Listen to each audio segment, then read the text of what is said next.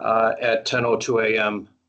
So, Bill, if you're set, you'll start the Yes. recording. Yes, we just started it. Thank you. Okay, thank you.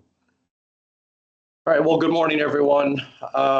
We're just going to dive right in with the approval of the minutes to the April 17th, 2024 meeting.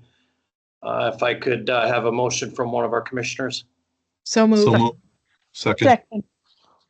Okay, under discussion. Okay, all in favor of approving the minutes? Aye. Aye. Aye. Okay. All right, next is an update on the fiscal 2022 and fiscal 2023 submission of audit reports. Certainly starting the discussion on a high note that since the last time we've met, we have now received, OPM has received all of the fiscal year 2022 audit reports. And the discussion is now shifting to the status of the outstanding 2023 municipal audit reports. So with that, Bill, did you want to give us an overview? Yes, as you could see in the material, starting in 21, we had 12 that were delinquent, but 22 it rapidly increased to 20, and 23 we've done a little better, but that's still 10% of all municipalities have been 23 were had delinquent reports, and in our analysis, 4 of those municipalities were delinquent in all 3 years, 21 through 23. So of those 16.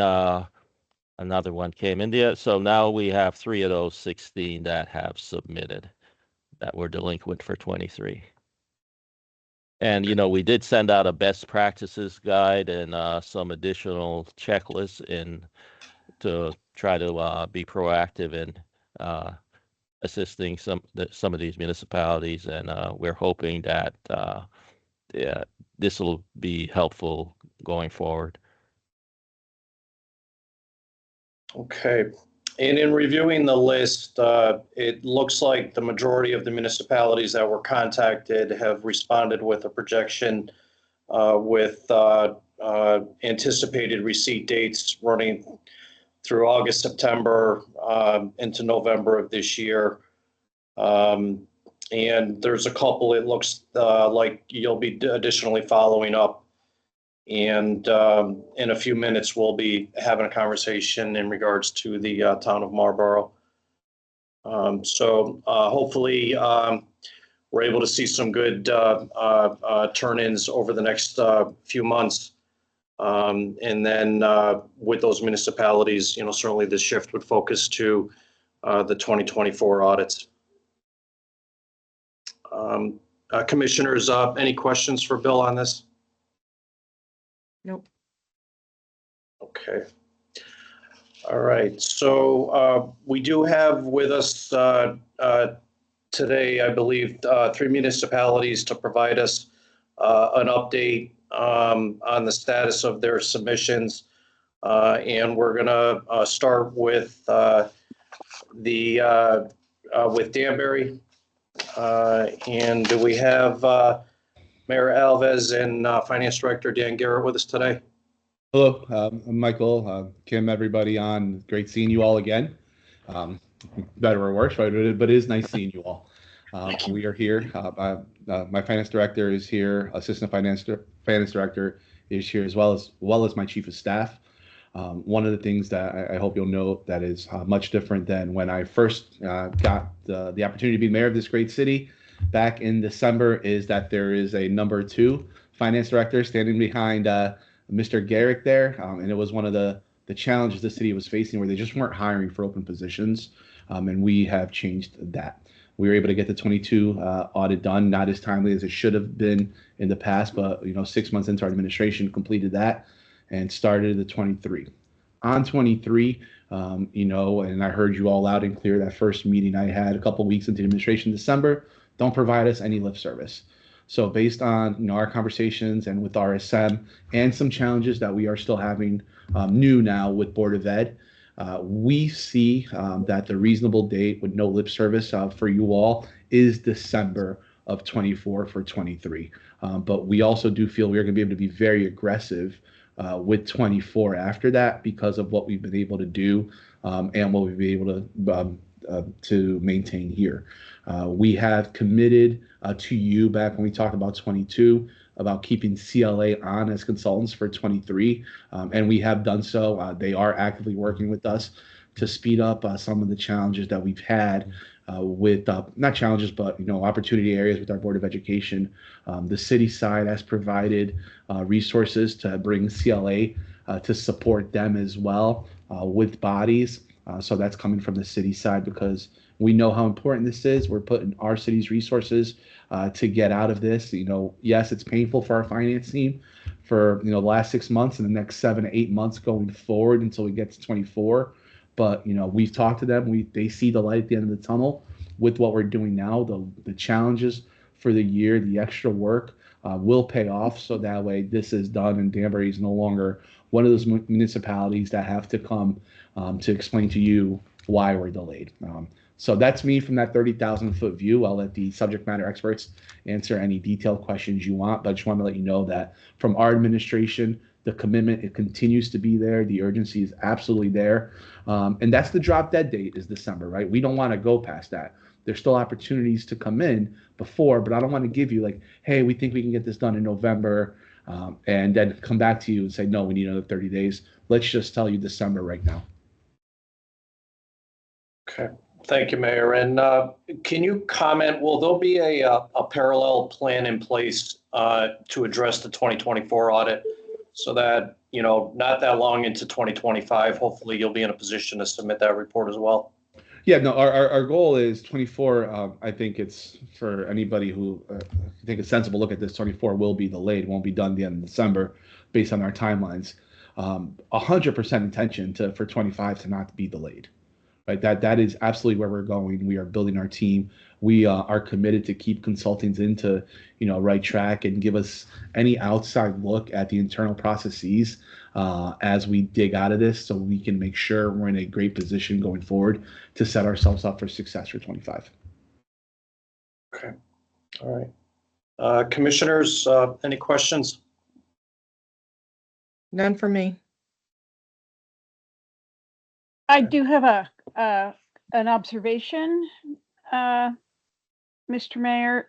One of the things noted on your sheet is that you have just, within the past couple of weeks, submitted the pension and OPEB data to your actuary so that they can prepare a valuation. I assume that's a July 2023 valuation. As you plan for the future for more timely work on all sides, might I suggest that you devote some resources to having that census data provided to the actuaries about a month after the close of a fiscal year? So now is the time frame for July 2024 data. That will permit your actuaries to prepare the valuations in the fall and give you the contribution numbers before you start working on the budget. And the beauty of that, the advantage of that, is that then when you're budgeting, you have the actual number that you can, it's a big number. It's an important part of your budget. But having the actual number is an important part of having a sound protocol for making sure that your pension and OPEB contributions are funded. Copy that. That is noted, and I will talk to the team and ensure we can take that best practice going forward as well. I'm sure there's a good reason why they got in. It's just a 23 one now, but I will make my promise to learn more about it and understand why we can't do that, now going forward. Yeah, and I might suggest that it is both a personnel situation and perhaps also a systems situation. And if you haven't moved to some sort of a formal administration system for your pension plans, this might be a time to consider it, as it will alleviate the burden on your staff of putting together the census data. There's nothing like pushing a button and getting the data, as opposed to having to manually compile it. Couldn't agree any more with you on that one. I appreciate that. Mhm. Thank you. So Nothing else. all of those are done, were previously done for fire and police. It's just the general employees pension plan. It was a system problem with the school side. We're working with them on that to get all that data. And I think there were some misunderstandings on their side also. So we're working closely with them. In fact, Joanne has gone over, physically gone over to the school's offices and worked with them to get those reports. Great. Okay, very good. All right, thanks, Dan, and Becky, thank you. Anything else from our commissioners? No, thank you. Right. So, Mayor, again, the ask is just, certainly do keep up the commitment to moving this along to put you in a better place as we go forward. Excuse me, Michael, Chairman. I do have one question. Okay. On your budget for FY25, I see that you're using reserves, $4.5 million in your budget. Can you describe what you need that for? Was it to close the budget, or are you having some one-time capital needs? That is mainly for capital, and we typically after each audit go back to the council if we've had surpluses and assign fund balance specifically for that. Okay, thank you. Okay. Okay, Mayor and Dan, thank you. Thank you. Okay, next will be the Town of East Lyme. Do we have First Selectman Cunningham and Finance Director Kevin Jervis with us? Kevin, good morning. Good morning. So I am here. My first selectman, Mr. Cunningham, may be on this call. I think I see his cell phone, but he's calling in from right after his doctor's appointment at Yale this morning. So I'm prepared to share a quick little presentation. If I may, I'll share my screen and show everyone the timeline. Can everyone see my screen? Not yet. Yes. Okay, so just walking down our audits here, status of our audits. Our 2022 audit was filed at the end of June, and beginning of July, we received from CLA, our auditors, an open items list. But right around July 7th, I had a family emergency, so I was out of the office for about 3 weeks. My mother-in-law passed away unexpectedly. So we had a plan, 7/5 to start this. They were coming in the week of 7/17, I believe it was. We had auditors coming in to do field work. We had to postpone that. We have yet to reschedule, just with everything kind of up in the air over here. So while this was initially sent, I think just with everything that's been happening, I think this is about 3 weeks behind schedule, just in conversations with Nicoletta, our audit partner. So we're right around the end of the year, but we know that's also in conversations with Nicoletta. We know that's busy season for the auditors. So we're really hoping that when there's some time available between these, the 24 audits they have scheduled with their, clients that file timely or timely, which we hope to do, to fit in our 23 audit, so then we can dive right into 24. I think we filed, Thursday or Friday the 22 audit, and that Monday we were working with our auditors to get them in here. It just so happened we had I had a family emergency that took me out of here for about 2.5, 3 weeks.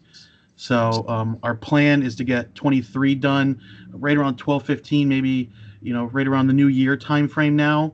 And then 24, I'm hopeful we can turn that around probably by about end of March. So using hopefully a couple audit extensions, but that would put us on track for 25's audit,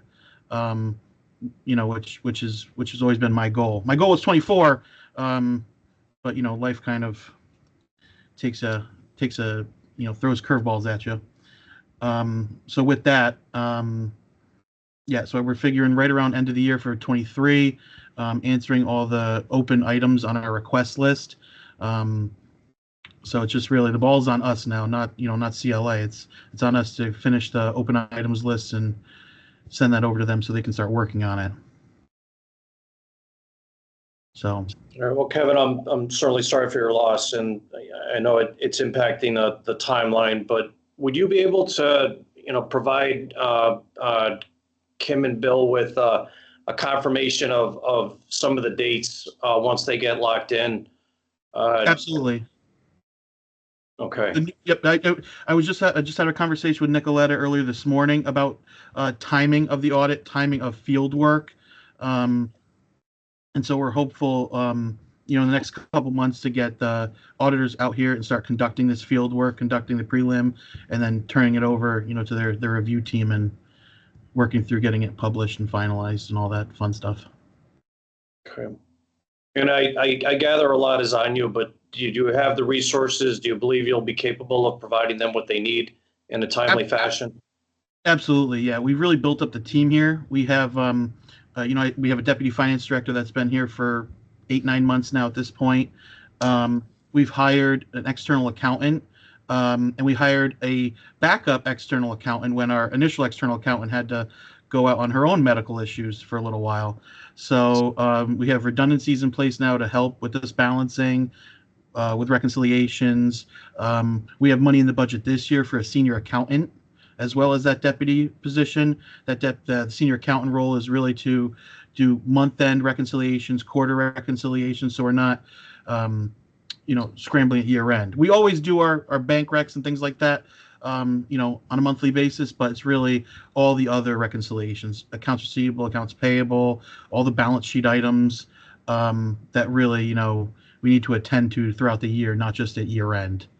Right. So the town is definitely giving us resources. If you look at the fiscal 25 budget, I believe finance is up 25 or 27% year over year. And we're making strides to become more efficient. We've implemented a time and attendance system. We just went live in Munis 7.1. So currently we have 2 accounting systems open, 2 fiscal years open. So there's a lot going on, over here, and we're making strides to become more efficient, more digitalized, and using, best practices. No longer paper timesheets. It's all electronic. We're using electronic file storage for our information. So we are making, we're making strides. It's just getting, sludging through the backlog of our audits and getting caught up. And then as, we get caught up, maintain that. So how long do you envision running on a parallel system? Well, my hope was, Tyler Tech, Munis, our Munis product we just rolled out 7.1 is accounts payable, accounts receivable. Our old accounting system still has our payroll and HR functionality. Munis kind of implements them one at a time. The goal was 7.1 for AR, AP, 1.125 for payroll. Yesterday, they just told us not going to happen. Maybe 4.1 for payroll or 7.1 for payroll and HR. So we're going to have duplicate systems for, possibly upwards of, 11 months. We're doing weekly journal entries to bring over the payroll into Munis, but this is all added, workload on, so it's just, getting everything done and closing out one accounting system so we can just go into the new one. Okay. All right. Commissioners? I have a Kevin, question. Oh, go ahead, Ed. Yeah, sorry. Kevin, thanks. Just checking, as far as the audit goes for 2023, is it pretty much you've got everything together from your end and you're just waiting for the auditors to schedule some time to come in and do the field work? Not quite. Our external accountant has gone through a lot of the funds, cleaning up, reconciling the due to, froms, all that. I have to review that before I give it to the auditor. So there's a bottleneck with me. because I want to, if the buck stops with me on the finance side, I want to make sure I'm reviewing it before I send it to them. So it's really, or the review process, answering all the open items that we have on our side before we can give CLA a final product. Okay. So, And then the only other comment I make is if you can have some discussions with Nicoletta about maybe trying to develop some efficiencies between 23 and 24, so that maybe that cuts down on the time that 24 will be completed as well as you go through, this 23 process. Thank you. absolutely. Yeah, thank you, Ed. And it's a good point. Kevin, I think, you need to, be thinking about the scheduling of how this is going to play out so that, you can almost ensure without issue that the 2024 audit, will come about, during arguably the first quarter or so of 2025. Absolutely. We'll work with CLA and try to make that a reality. Okay. All right. And I have one question. go ahead, Kim. The fiscal year 24 audit, you're stating from your timeline here that you would be able to complete that 3.5 months after the close. So you just of 23, and in 23 we just moved the date by a month. I think realistically you're not going to be able to complete an audit in 3.5 months. I think that you're looking for it would take you more time unless you're double downing and doing 2 years at the same time. Yeah, I mean, so a lot of my deputy finance director's time is being dedicated to audits, and it's not like he has to, allocate his time to that. Say 15 to 20, maybe 10 to 15 hours of his time a week he can dedicate to cleaning up things on the audits. So, and that's been since he started. So that's kind of been baked into his, schedule, so to speak. So, I think we have capacity. Our external accountant is solely focused on getting these audits cleaned up. So I think we have a lot of resources dedicated to the audits. And I think we just went through 2022's audit, and that was really the first audit we kind of owned because 21 was mostly done when I started. So 22, we really got a good footing on all the numbers, where things go, how the cleanup works. 23, I imagine, will be much more efficient. And then 24, I imagine by that point, we're going to be cruising. So I do think it is very ambitious to get an audit done in 3 months. That's probably impossible. But I just want to, tight timelines to hold us accountable. And if they have to get extended, let everyone know. But if we hold to it, if I kind of keep us to a tighter timeline, I think it puts more pressure on us and prioritizes the audits. That's kind of putting self pressure on ourselves. All right. Okay. So Kevin, again, the follow-up ask is that as soon as you can, please provide confirmation of when the auditors will be scheduled to come in for field work, as it looks like the dates of September 15th or the weeks of September 15th and the 30th are going to be pushed out a little bit. Mike, I just have just a comment, Sure. if I may. Yeah. Kevin, at any conversion to a new accounting system is very challenging and very difficult. And I know you went online 7/1 with your accounts payable and receivable. With everything that you have going on with the 23 audit and then the 24 audit, and trying to make sure you have good processes in place to reconcile as you're going forward between your payroll system and your general ledger, because I think that will end up, you don't want your 25 to be caught in the same delays that you've had over the last few years. So just some advice. I don't know if some of your staff could be dedicated to make sure that you have good reconciliations and process for that. But good move forward to make things more efficient. So you're on the right track there. Thank you, Diane.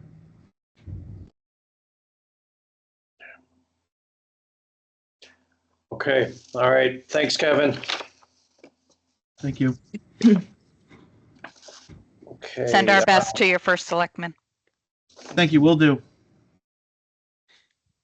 Okay. Next up, we have the Town of Marlborough Do we have Town Manager David Porter and Linda Safitsky with us? Yes, you do. I'm right here, and Linda is sitting next to me in the same frame. Good morning. Good morning.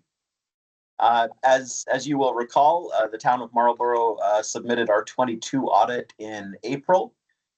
Shortly after that, we had a really fun end of our budget season. We ended up going to the ballot box 3 times before finally getting our 25 budget approved. That set us back a little bit on the audit front. But since the approval of our budget, we have been working diligently internally and meeting regularly with our team at CLA. We are making great progress toward the 23 audit. I don't have in an exact timeline. I remain optimistic that we will be able to finish it relatively soon.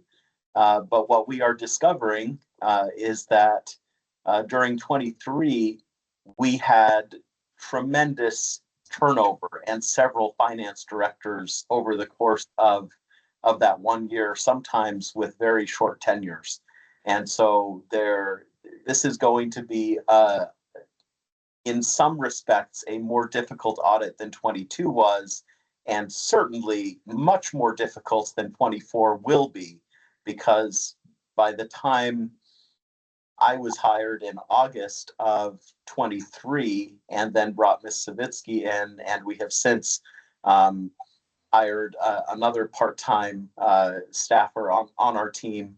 You know, we are very confident that in our record-keeping systems and what we've put in place for 24, there is still a little bit of uncertainty around 23, which is just, we will get through it. It's just taking longer than any of us would like.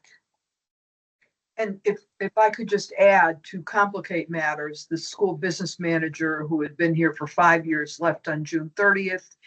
And the tax collector who had been in office for close to 40 years chose not to run for re-election last November. And the person who's the tax collector had to then turn around and hire somebody new. And so she wasn't the tax collector at all during 23. And so that's one of the other challenges we're running into, is this sort of turnover and new staff that's occurred here for a whole bunch of different reasons that are not interrelated with each other at all, which has also complicated things. And so the good news is that the person who was the longtime finance director, I think Haley was here for 10, 12 years, she has continued to come back in to support the town sort of in the background during the time of all these turnovers, particularly that happened in 23. Cash is balanced. We're almost up to, I think we're in April of 24. She does that, in the background for us. So the reality is that we are in much better shape going into 24. She's helping us now on figuring out what's going on in 23, because there's some things that just don't work. Our original goal had been that we could try to get the audit ready to go to the auditors by August, but because of all these little inconsistencies and things that haven't been done, it's looking more and more like we're probably going to fall into the same time delivery that the other 2 towns did, which is probably looking like November, but we haven't finalized any of that yet with CLA. We're giving them stuff on a daily basis. But again, there's some big questions that are still out there, and Haley is, as I said, is helping us. She's doing one set of things while I'm doing another set of things. We did try to hire a contractor through a employment service, and the only name they were able to provide us was someone who had no background at all in municipal accounting. And we realized that wasn't going to get us moving forward very far. It was probably going to set us back, because I was going to have to stop, explain to them how Munis operated, explain to them what we were doing, and we realized that was not the best use of my time.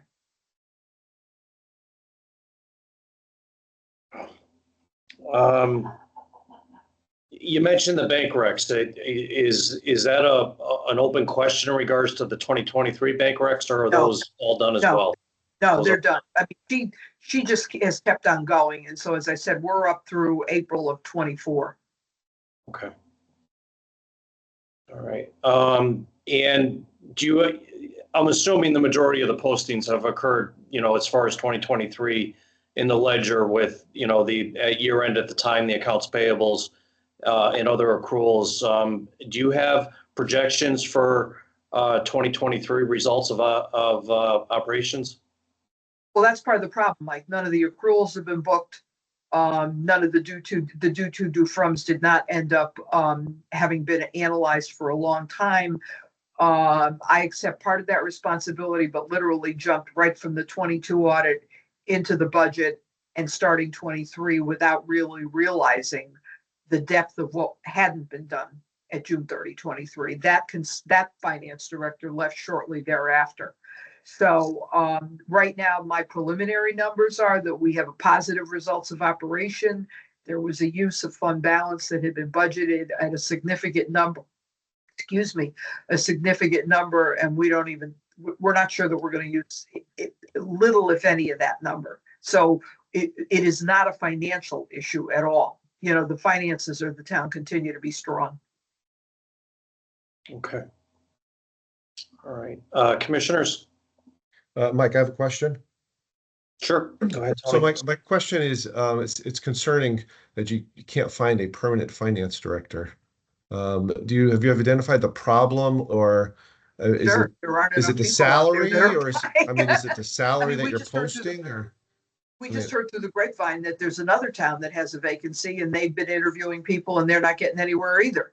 Really? So, reality is geography. I mean, I think we're close enough to the Hartford area that shouldn't be an issue. Mhm. Did raise the salary.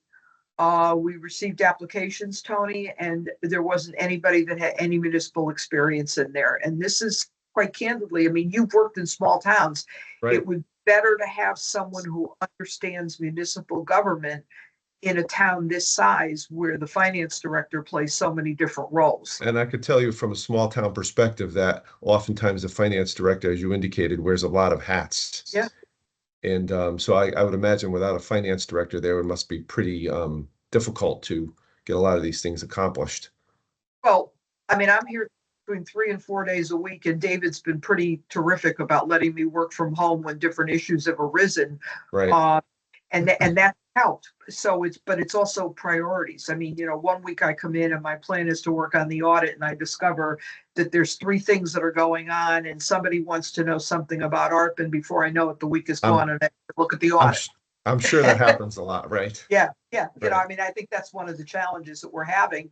I be candid. We reached out to the woman that we knew had helped East Lyme in the background, on the audit, and thought perhaps maybe she could give us some time, and said she was unavailable.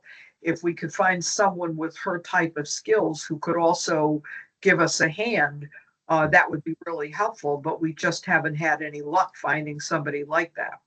Right. Okay. Thanks. Okay. Ed, Diane, are you good? Okay. Becky? Good, thank you. No, I have nothing, Mike. Thanks. Okay. Kim?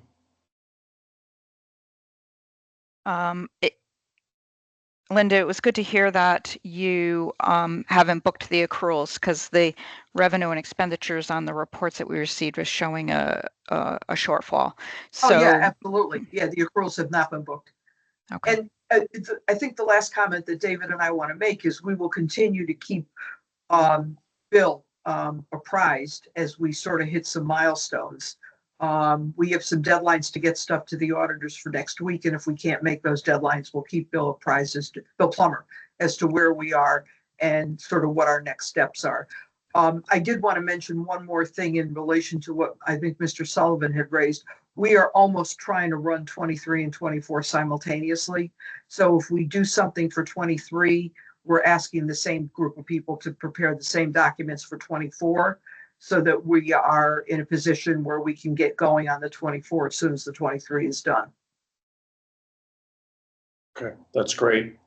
And Linda, it's appreciated. Yeah, if you can keep Bill up to date Yeah. As the weeks unfold, and hopefully there'll be some more progress to report the next time we meet. I hope so.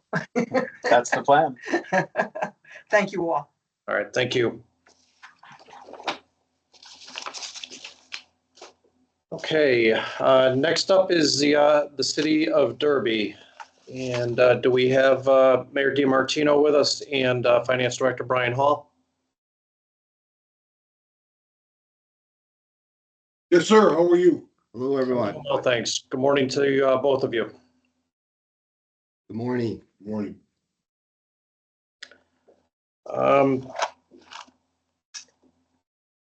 So Oh, why sorry. don't do you want to just maybe give us a status update on from your front, and then we can dive into some questions on our end? Sure, absolutely. I'll start with the fact that, we finished up the 2023 audit. I sent you a little bit of a PowerPoint slide that I reviewed with the different boards. I think some of the highlights from there, if I just, real briefly, obviously we still had the really large fund balance decrease, almost 1.9 million. I had positioned with you that it was going to be over $1 million. I was caught a little off guard by some of the adjustments that I had to make in the audit, specifically around workers' comp from an IBNR perspective. It turned out the previous finance director really hadn't done the proper work with the IBNR, and we had switched one of our providers. They didn't get the information. So effectively, it was like establishing the reserve where it had just never been done in the past. So that was a much larger number. It's basically the gap between the last number I gave you and where we are. There's still a lot of geography issues that make it a challenge, is trying to figure out versus budget how we were doing. I do want to work on that and go forward. But I thought it was important that we keep things as similar as possible up to this point, make sure everybody understands what's going on based on how we've been doing things in the past before we try to change anything. The Board of Ed continues to be a challenge as far as hitting the budget. That's something I've recently really worked closely with them on, not only to understand what happened with this 23 audit, it also plays into where we are with 24 and 25 going forward. It turns out there are some reporting issues with the Board of Ed, and a lot of the reports that they've been using, they haven't been getting good information. I've talked with the business director about that. We're going to fix that. We're going to try to close some of the gap in our 24 numbers with some extra grant money. He's looking into that to try to fix some of that shortfall. But obviously that was a problem in this budget. It's going to be a problem in the 24. I'm hoping it's no longer going to be a problem after that. Other than that, I think 23 audit kind of went as we were expecting. Good news is I gave you a snapshot of 24. We are on track to have a surplus for the first time in a few years, which will be great news. We had to take a lot of actions, use our ARPA funds, reduce a lot of expenditures, across the board for everybody, but I do think we're going to get there. And then other than that, we're going to kick off the 24 audit, hopefully on time, right? End of August, we're going to get everything to our auditors. They're going to start coming in and doing the work. And, I'd love to believe we'll be done by December. I'm not going to officially commit to that right now, but I that's certainly our goal. And I definitely expect to be done far sooner than we did this year. Okay. In regards to the workers' comp, is that going to be moved into an internal service fund? Or are there plans to do that? I don't think at this point we have plans yet to set up that internal service fund. for the benefits. We're hoping to move to the state plan, at least from a benefits perspective, this coming year. But no plans right now to set up the internal service fund. Okay. And Mayor, if you can just maybe give another update, and we talked about this the last time we met. There were some significant adjustments that were made in the fiscal year 25 budget in regards to substantially increasing the overall budget on the expense side, as well as increasing the projected property tax revenue. I'm assuming there was a substantial mill rate adjustment that was factored into this current 2025 budget. There was. We raised the mill rate 4.6 mils. Something we didn't want to do, but something we had to do to balance the budget. The numbers that the previous administration was using were not factual numbers. And kudos to Brian and his team for, getting the budget in order, and I think we're on a good path right now. Okay. And just to reconfirm a couple items, is there any budgeted use of fund balance in this budget? No, there won't be any use. It'll look like that on some of the reporting. I've got to clean up the accounting, but what'll happen is we've got some ARPA funds left that are sitting in deferred revenue that once we use those funds for the encumbered projects that the board's already approved, we'll recognize that revenue.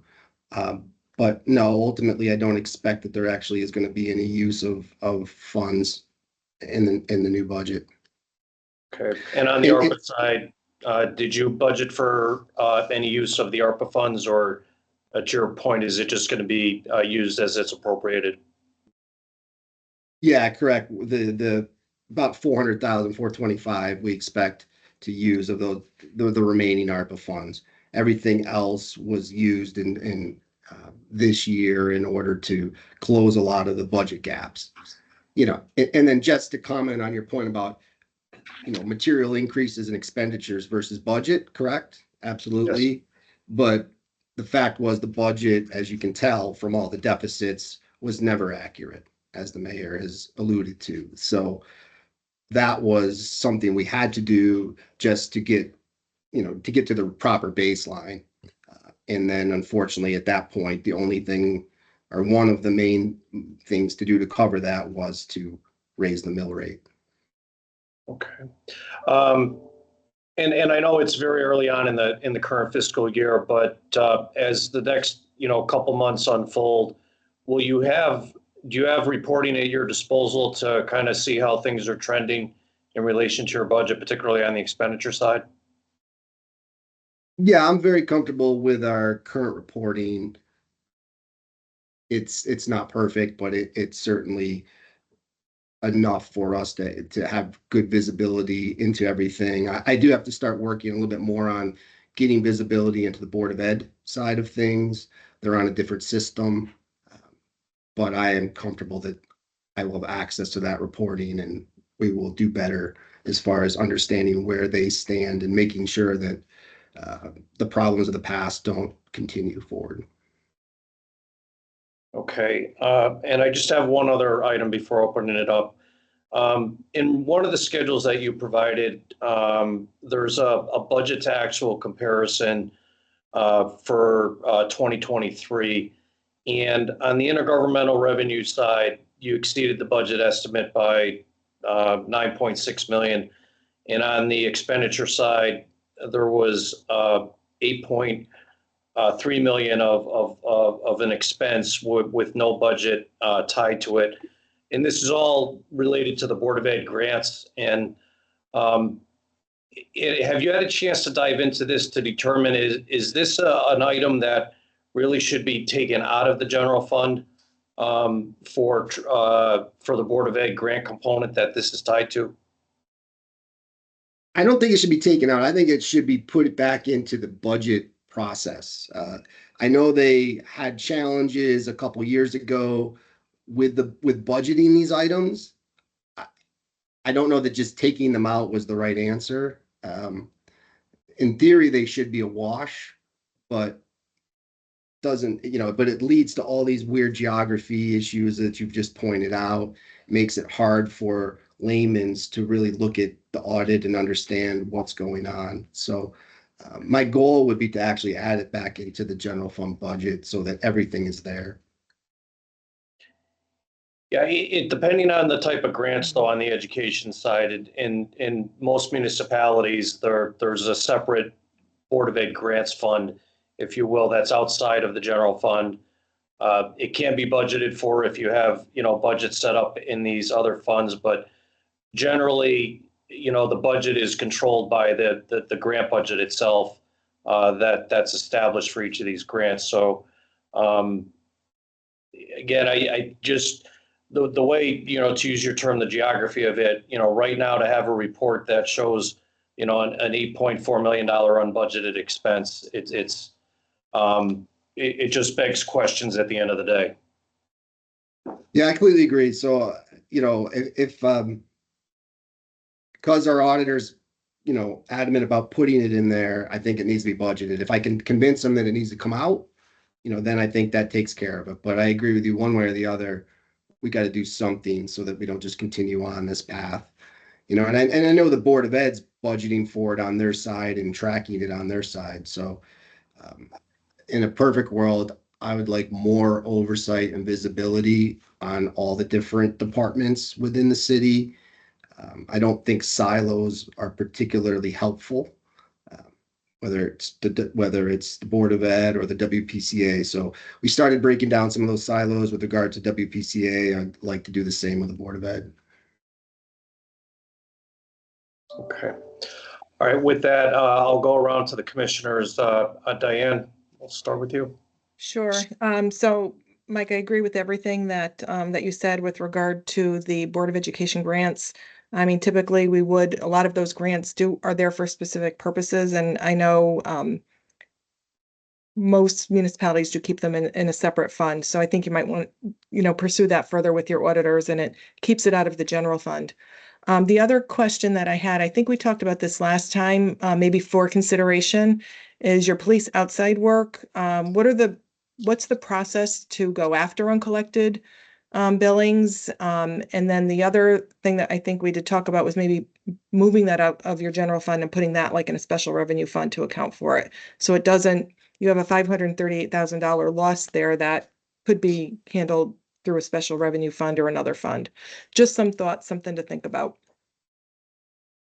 Yeah, no, for sure. And we know police outside work's been a problem. I think for this particular audit period, there was practically no going after anybody that owed us money.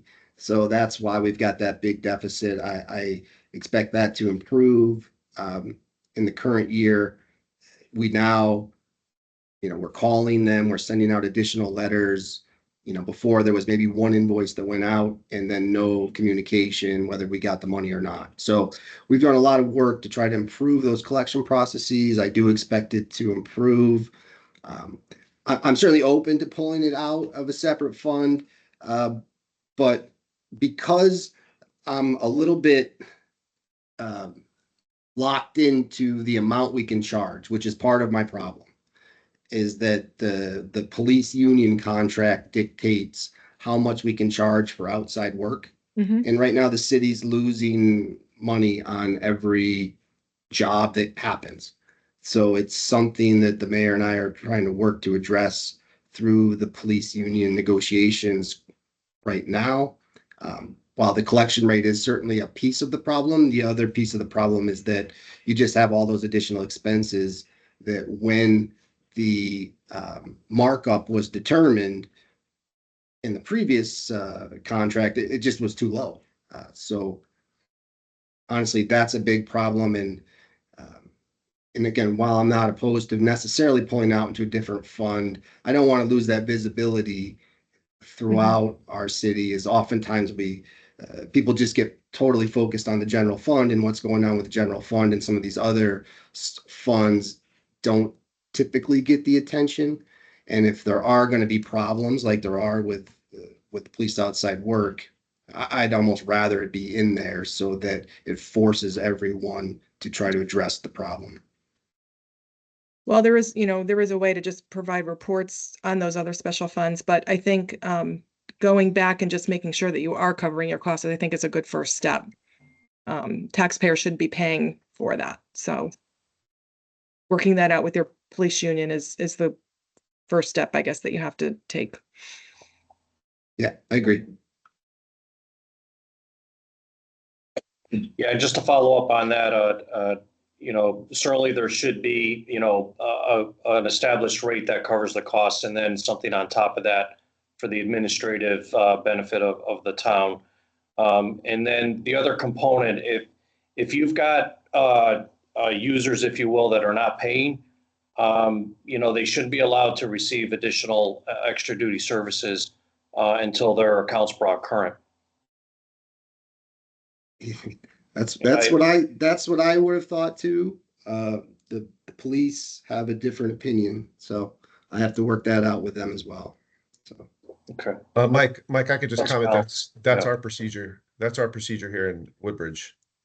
That as soon as a delinquent account is past a certain time, they're not allowed to get additional services until it's brought up to date. I just thought I'd mention that. We're certainly pushing for that issue too, also to do it the same way. Okay. Tony, did you have anything else? I do. Actually, I was wondering if you could comment on the audit findings.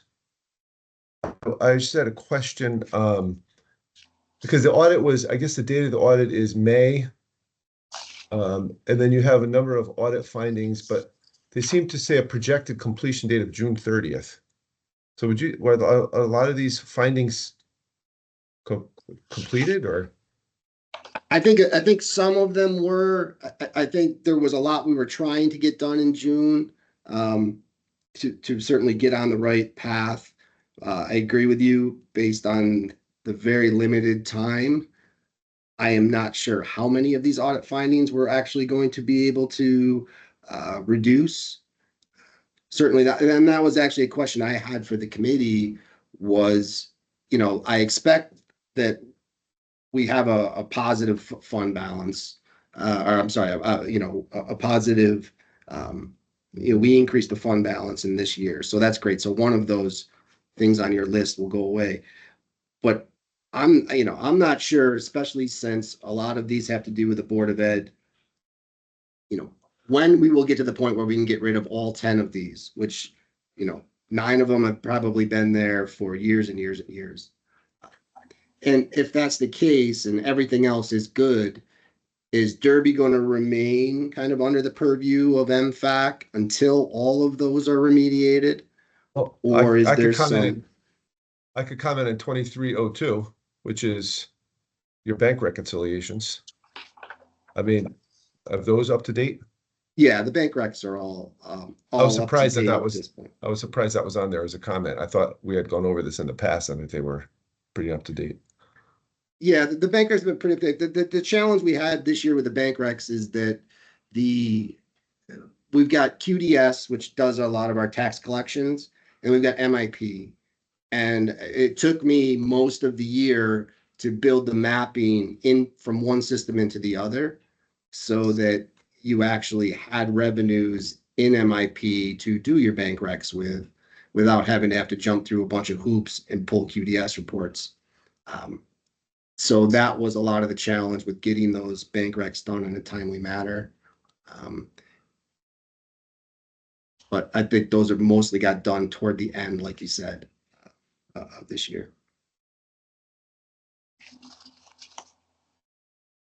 Okay. Ed? I think I'm all set. I had questions about the management letter as well, the comments on a single audit, as well as the police. So I think we're all set. Thank you. Okay. Becky? Yeah, it looks like nearly a quarter of your fiscal 25 budget is for health insurance, workers' comp, and pensions. So can you help me understand what you're doing to monitor and control those expenditures? For instance, are you using an actuary with the workers' comp to handle the IBNR and set the reserves? Have you shopped the health insurance? Have you looked at the state plan, for instance? Are you having your pension and OPEB valuations being done in the fall so that you know what the contribution is when you start working on next year's budget? Sure. So the mayor and I did do an exhaustive search this year with healthcare plans. We were pretty close to actually switching when our current provider at the last minute came back with a pretty big haircut to their administrative costs to help a little bit. But as you can imagine, since the city's self-insured, the bulk of our costs are just with claims. And so while that helped, it's not going to fix the overall problem. So we have talked about going to the state plan next year. That is the current working assumption that we're going to do that to try to, at least, if nothing else, I don't know how much it'll bring the cost down, but it will help kind of flatten them out. And it will certainly be a lot easier from a budgetary standpoint to take care of that. For workers' comp, we do not use actuaries. However, our provider, PMA, they do, they have a process. I think it's accurate. I think the main problem we had this year again was that we switched from travelers, and nobody reached out to travelers to get the history. So there was really no IBNR for that entire piece, which was a big number. So that was more of the issue there. I think so that addresses that. And then as far as just the pension, yes, we're getting all of, we do it every other year. I think this year's OPEB. So we're getting that to all of our outside agencies right now, pulling that together. We'll get them in a timely manner. From a pension standpoint, we do pretty much know exactly what we're supposed to be funding. We budgeted $1 million. It's right around $1 million that they're requiring for the pension. So I think we're in good shape there, provided there's no big surprises that show up that would cause us to have to make a decision about that funding level. Okay. Well, just for your consideration, an actuary does a different sort of analysis than someone who works for your broker when it comes to workers' comp. And it might be helpful for you to have that more robust analysis. For the health insurance, there are lots of things when you're self-insured that you could at least be looking at. For instance, pharmacy audits. There might be some money there that you can save. And for the pension plans, I know you're doing OPEB on a pay-as-you-go basis, but for the pension plans, it's sort of a big ticket item to only be doing evaluation every other year. Are you at least having some sort of an interim calculation of an actuarially determined contribution being done in the off years to pick up the impact of investment performance? Because as we know, the markets are pretty volatile, and that is a big driver of your pension contribution level. Yeah, no, it's a great point. I think, this being my first year, we did have that report. So this would be my first time without it. And, I agree with you that there's certainly a lot of volatility and not knowing. So I will ask I'll ask Hooker and Holcomb about that and see if maybe there's something they can do that's, maybe less than what they normally do, but something that gives us some kind of direction of where we stand with things. Sure. Okay. All right, Mike, I have nothing else. Okay. Thanks, Becky. Kim? Thank you. I guess I agree with a lot of the comments that were already made as far as, the reporting side of it and the education. And if I think that you're netting out that grant line down with the education line, maybe as a shortcut, if you took that revenue line out of your traditional revenue line, put it down in the education line and net the two together, you might then, it won't look so much like spikes in your total revenue and your total expenses. But I can talk with you about this offline at another time if you'd like. Yeah, sure. No, Kimmy. And what I've been trying to do is in some of the, I'll call it management reporting that I prepare for the Board of Ed and for the folks. I mean, that's exactly what I do. It's Okay. just that this is how the auditors prepared it. And so I kind of start there and then figure out how to manipulate it to help, like you say, net things out and simplify the story. Sure. Again, if you don't have somebody working on your audit findings, these have been going on for some time, and I'll be honest with you, that's what actually started. We asked you to come in because there was so many in the past. I see that some have closed down, but I think it would be helpful to get somebody focused on that and making sure that you can close these items down. Yeah, I agree. I think it's the biggest thing that I have to figure out how to tackle. And like I said, it's a balance between the city, the Board of Ed, the library. So there's a lot of different groups that I've got to figure out how to get to come together to fix all the problems. Sure. Have you made some progress in the systems side of it? I know that you've had some issues there with moving to the new system. And I'm glad to hear that you got the mapping completed. That was probably a really heavy lift for you. But are you still implementing that new system? Yeah, no, we very much are still implementing the new system. So while I got the mapping done, there's another module that other people in the organization have to learn in order to, make this so the data flows from one system to the other in a timely manner. And that's Yes. still in process. So the mapping's there. So when they do that piece, it'll be ready to go. But, it's not automatic. Payroll is not set up. So there's a lot of manual it's still in the old general ledger system. So I've got to do mapping every week just to figure out a payroll entry. Okay. So which is not good. It doesn't seem to be set up. So no, it's not. It's not set up. Is the Okay. short answer to your question, and that's where I've got to try to find time to fix those things because you're spending a couple hours a week to do these as opposed to taking a couple days and just fixing the problem, and then you're good go forward. So it's just finding that balance. Understand. That's it, Okay. Mike.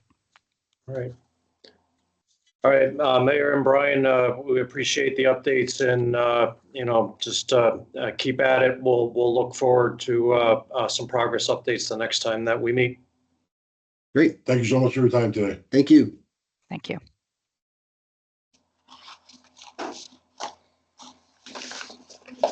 Okay, next is the Town of Hamden. Do we have Mayor Garrett and Curtis Seaman with us? Yes, good morning. Mm-hmm. Good morning. All right, so I'll just get into it. Our status update for our finance office, both town and Board of Ed finance departments are fully staffed. We sent in our budget to actual results with projections through June 30th, 2024. And for our 24-25 adopted budget with major assumptions, we put our major assumptions in here and talked about some of our priorities for this year's budget. Our tax collection rate last year, which we have achieved, is the same that we assumed for fiscal year 25. So we feel confident there. And we sent in our ARPA report on the use of funds. We are feverishly getting everything obligated under contract, and that is going very well right now. And we were really pleased to get 3 for 3 for bond rating increases. Moody's, Fitch, S&P all gave us bond rating increases. So that was really exciting. And then in reviewing what it takes to get into MFAC, we looked through, and our fund balance is no longer negative. This year, with our unaudited financials, we are, for the third year in a row, above 5% in our fund balance for 3 consecutive fiscal years. We have not had a deficit in the 2 immediate fiscal years. We've not issued any tax revenue anticipation notes. Our audits have been on time, and we've not had any significant audit findings for the last couple of years. And with our bond ratings, we're in the A category for both S&P and Fitch. Moody's we're still working on it, but we do have a positive outlook. So in a conversation that we had with Bill Plummer and Kimberly Kennison, I believe a couple weeks ago, I asked the question, what does it look like to have all of your blessing and be dismissed from MFAC? And so I was asked to formally, in front of the entire commission, ask for what that dismissal would look like. I have really appreciated meeting with all of you, and it's been helpful to receive suggestions and positive feedback for the work that we've done and the improvements that we've made.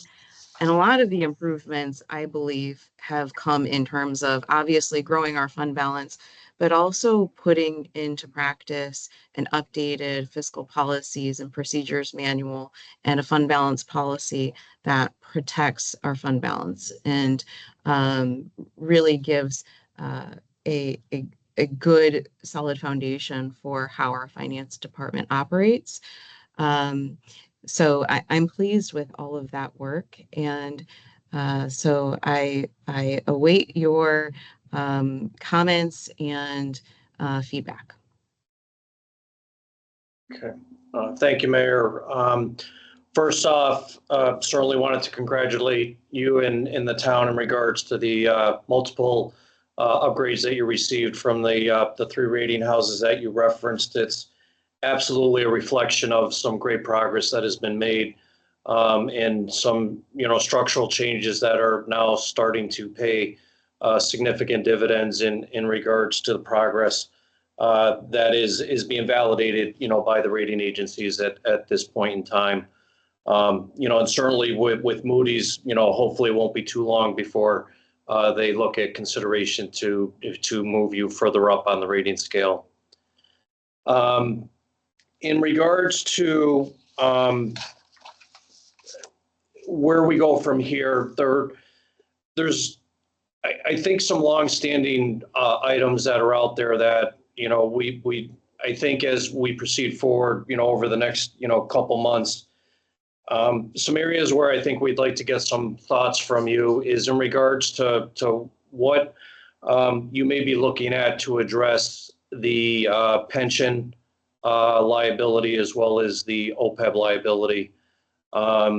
It was some time back, I think, that we had briefly discussed potentially having to look at some changes in the collective bargaining agreements that would over time cap the exposure for the cost exposure at the end of the day for the town of Hamden, and over time, develop that balance where you're continuing to work down the liability without additionally adding to it, as you go forward. So that's one area. And then the other area is just some thoughts. And again, we can look for updates the next time we speak on this or in the interim.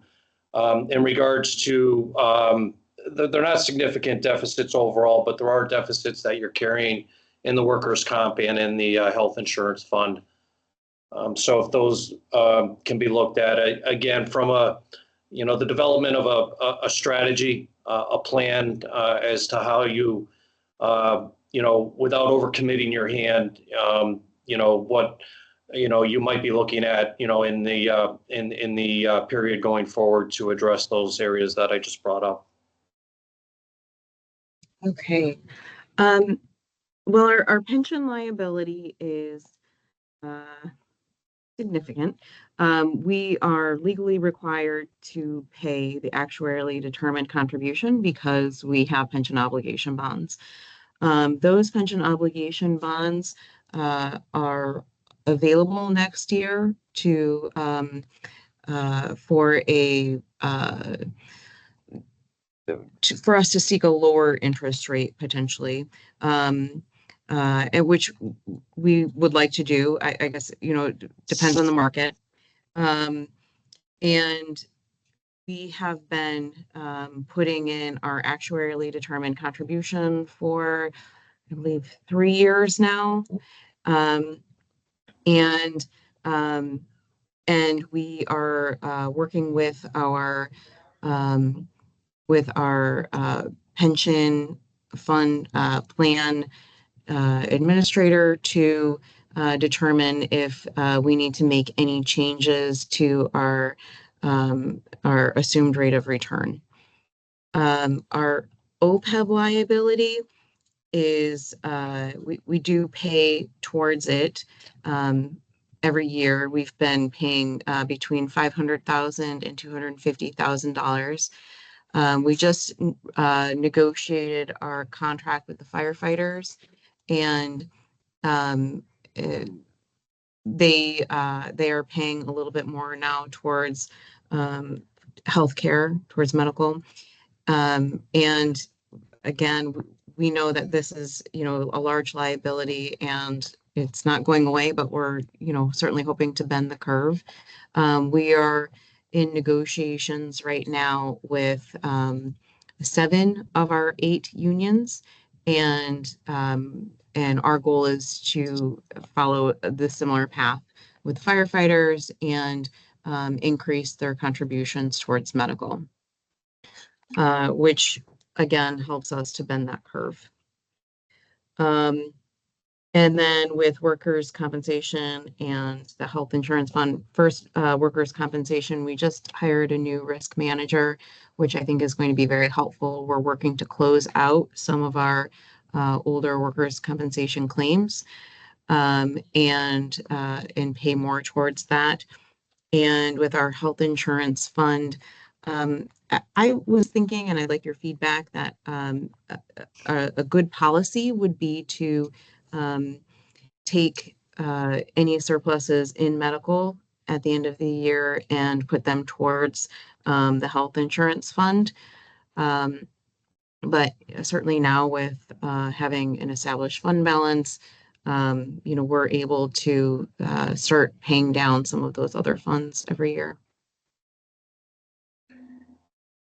Yeah, I think certainly just on that point, at the end of a given year, if you've got a surplus, it's with the approval of the governing body, you could transfer that surplus into be it the medical insurance fund to further stabilize that fund and address the deficit and start to build up a reserve.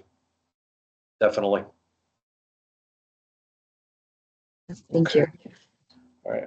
Well, Mayor, thank you. Those were some insightful thoughts in regards to where you're trying to start down the path of addressing some of these issues, not unlike the city here in the city of Waterbury. They're problems that developed over decades, and it's certainly going to take time to address them going forward. With that, I'll open it up to the commissioners. Becky, do you want to start first? Yes, I'll return back to your comments about your pension plan and keeping those numbers under control. They're obviously large numbers. One of the very important things that you have apparently been doing on a historic basis is conducting a formal experience study of the plan's experience to make sure that the actuarial assumptions are sound on an ongoing basis. And it looks like that your last experience study was done for the period that ended June 30, 2017. So hopefully there is one that you have already done or is in the works that's updating to June 30, 22 or 23 or 24, so that you can be comfortable that you are accurately measuring the liability and therefore you have a sound actuarial basis for making contributions to the plan. There's also a similar protocol for the OPEB liability and its measurement. You do want to make sure that you are using sound actuarial assumptions, for instance, with respect to how many of your employees elect medical coverage when they retire. And of those, how many have their spouse and or dependents covered under your benefits? Yes, so we have already initiated the process for the experience study for our pension fund, our OPEB. We've been getting all of those reconciliations in order over the last couple of months to prepare for that study. And then we are also planning to do a study for medical to make sure that everyone is in the correct medical that they've chosen. And so looking for probably a consultant that would help us perform that.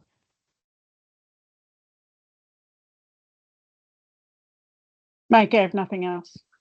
Okay. Diane? Nothing. Okay. Tony? I have nothing. I'm all set. Thank you. Okay. And Ed? Just a quick question. It looks like in the budget going forward for 25, there's appropriation of fund balance about just shy of $7.9 million. So I guess just kind of looking back at the surpluses over the last couple of years, do any of those surpluses include allocations of fund balances from prior years that you're aware of? Can you ask the question again, please? Right. So for 2025, I think your budget includes about 7.9 million appropriation of fund balance. Yes. So you mentioned that we have surpluses the last several years from the budgets. Do any of those surpluses include any appropriated fund balances from prior years in there? No. No. Okay. Good. Thank you. Thank you. Kim? I don't have any questions. Okay. All right. Mayor and Curtis, we thank you for your time, for the additional updates, and I'm sure we'll be following up with you as we go forward in regards to your request. Very much. Thank you. Okay. Excuse me. Okay, next is the town of Plymouth. Who do we have with us today from the town? And for the record, the town of Plymouth is a Milliman client. Okay. Mayor Joe Kilduff and Finance Director Grace Weig. Morning, everybody. All right, good morning. Good morning.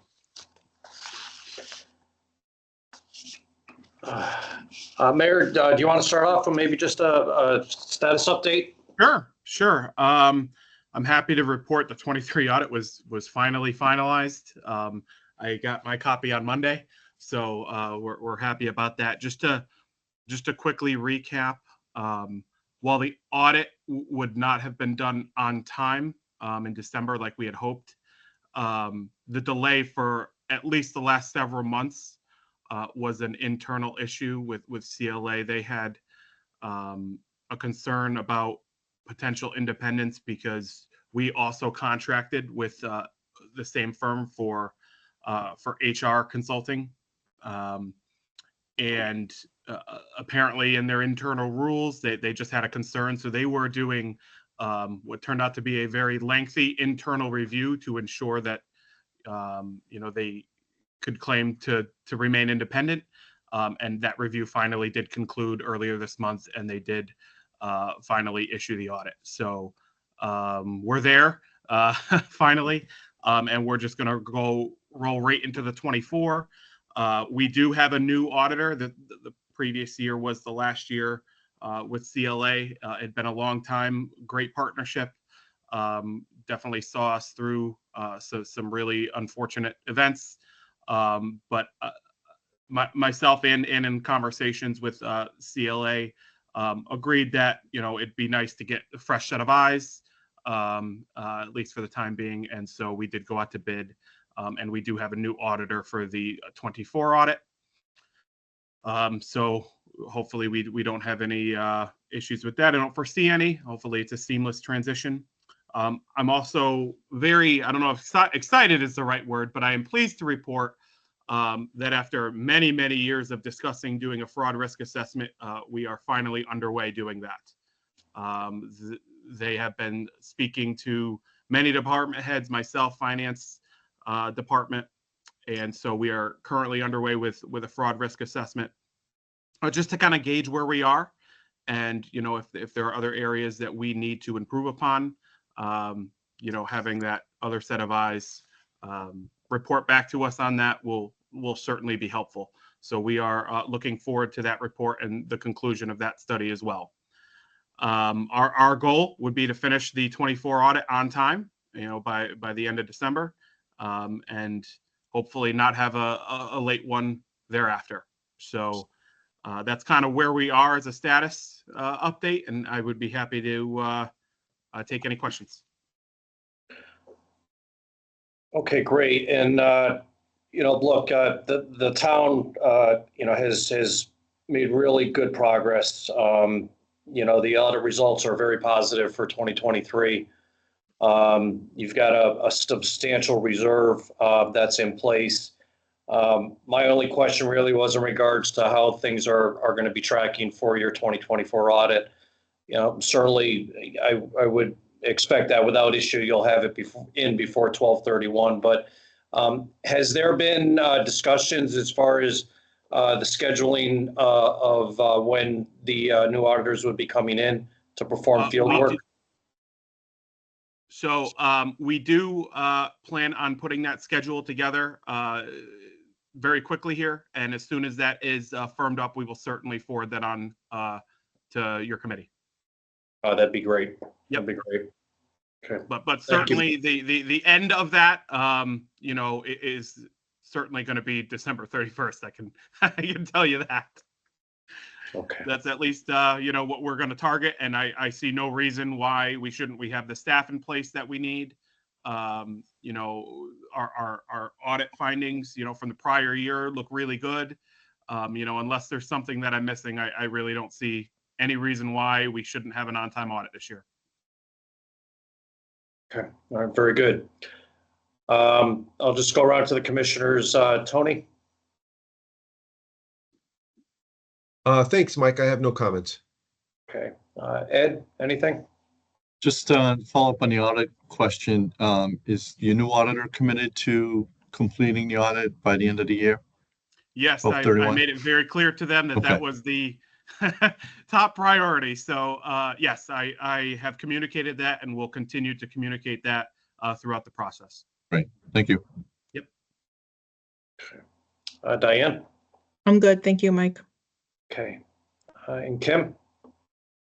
No, I'm good. Thank you. Glad to see that you got the audit completed. Mm-hmm. Me too.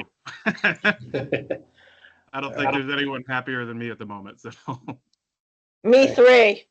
Yeah. There you go. All right. Well, Mary and Grace, thank you. Again, it would be helpful if you can send us the schedule once it's locked in, and do continue to impress upon your new auditors that it really is imperative that this your audit get completed and submitted on time. Absolutely. Okay. right. All right, thank you. Thank you. Have a nice day, everybody. Bye-bye. Okay, next, we're gonna move on to the last agenda item, other business for, an update on the 2024 legislative session in regards to, some changes that have, come about.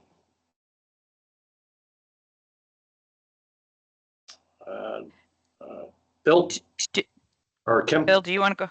Yep, it's up to you. Bill? Sure.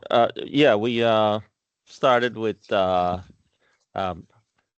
assisting mostly nonprofits in raising the state single audit threshold from 300,000 to 500,000.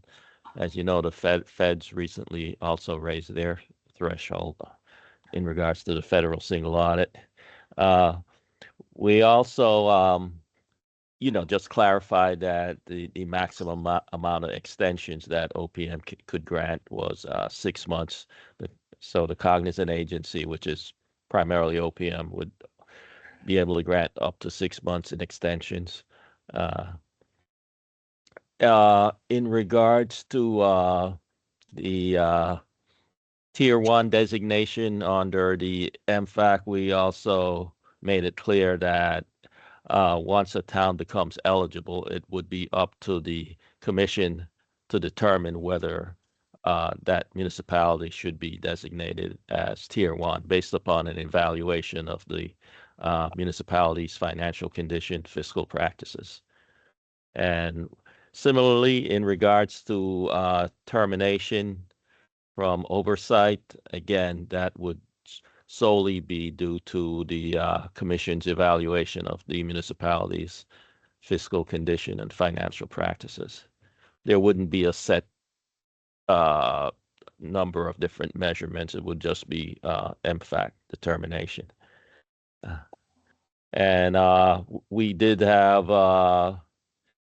some changes to the MARB designations and criteria.